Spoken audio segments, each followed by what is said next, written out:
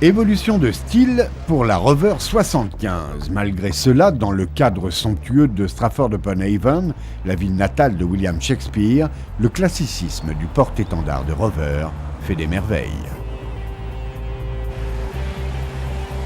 Lancée en 1999, la 75 voit son design évoluer par des touches plus modernes et contemporaines.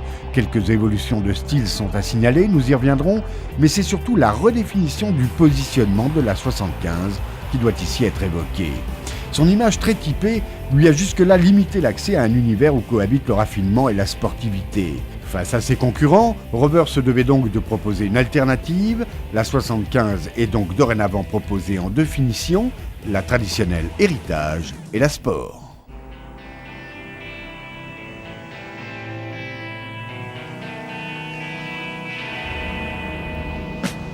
Sur un plan cosmétique, la Sport se distingue par ses joncs de caisse couleur carrosserie et ses entourages de vitres noires. L'ensemble de la ligne n'est pas retouché, mais le bouclier avant, redessiné, délaisse les inserts de chrome. La nouvelle calandre est ainsi mieux intégrée. On aura également remarqué les nouvelles optiques à glace lisse. À l'arrière, le nouveau bouclier est plus anguleux, il abandonne lui aussi les inserts de chrome et offre plus de dynamisme et d'agressivité à l'ensemble de la ligne.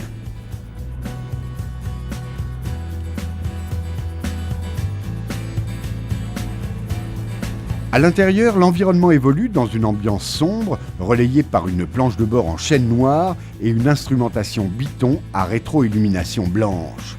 Les sièges sport sont plus enveloppants que dans les versions héritage.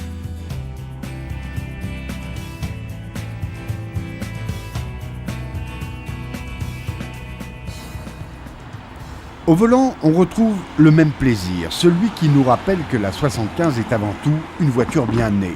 Sensiblement plus ferme, les suspensions préservent malgré tout le confort, c'est la tenue de route qui y gagne et le salon anglais dont on avait l'habitude ne perd pas en qualité ce qu'il gagne en sportivité. Même sur les routes accidentées de la région de Birmingham, on ne prend la 75 en défaut sur aucun de ces deux points.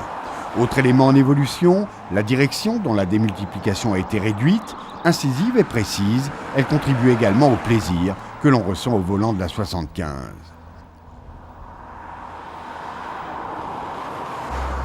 En conclusion, la remise à niveau de la 75 est une réussite. Dans la gamme, chacun peut désormais trouver le modèle qui lui convient.